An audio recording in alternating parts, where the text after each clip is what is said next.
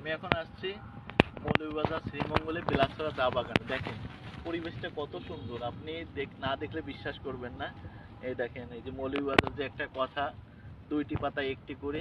দেখেন এখানে চা শ্রমিকরা অনেক কষ্ট করে এই পাতাগুলো তৈরি তোলে আর সেইগুলো নিয়ে যায়, কিন্তু তাদের মজুরিটা খুবই কম।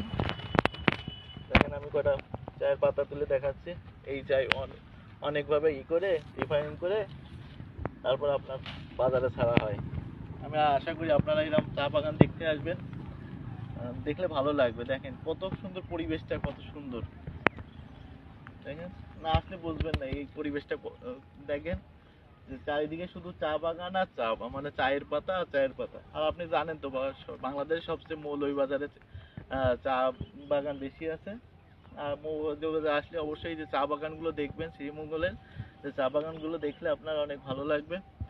আর ভালো থাকেন, নেক্সটে আরো কোথাও নিয়ে যাব।